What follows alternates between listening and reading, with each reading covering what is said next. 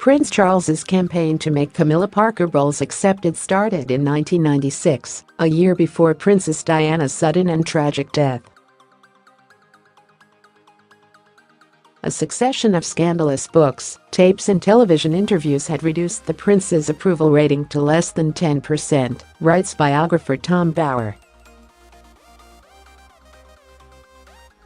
In the book, Rebel Prince, The Power, Passion, and Defiance of Prince Charles, the royal author explains that at that time, the very notion that Charles and Camilla might marry was ridiculed by a country that had lost respect for the man who had betrayed his wife, Diana.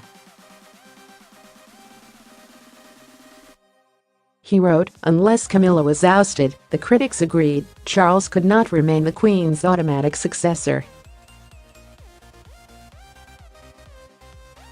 Charles was fearful that he would not become king, and Camilla had even discussed his concerns with the solicitor who had dealt with her divorce from Andrew Parker Bowles. The 2018 biography described a dinner occasion at St. James Palace, where Charles was told to deal with your image, and media director Mark Bolland was a solution offered to him. Mr Bolland was charming, well-connected and had good relations with London's senior media executives. Mr Bower writes, his understanding of the real world made him an ideal choice to promote Camilla and secure the public's acceptance of her relationship to Charles. When Mr Bolland was appointed as Charles's assistant private secretary in 1996, his employer's popularity was at an all-time low. Mrs Parker Bowles was also unpopular and had been widely blamed for breaking up the marriage between Charles and Diana.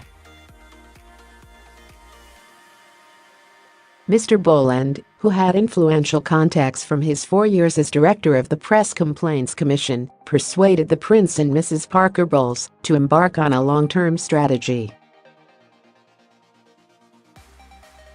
His aim was to gain greater public understanding for their roles and relationship. Instead of issuing formal statements, he gave unattributable briefings to editors and journalists who, in turn, portrayed the couple in a good light. As the royal couple's popularity rose, they could pursue a more open life.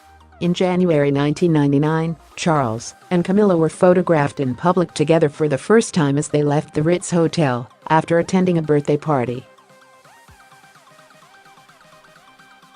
Mr Bolland also encouraged Mrs Parker Bowles to adopt a more glamorous image and quietly publicized her charity work for the National Osteoporosis Society, of which she is president.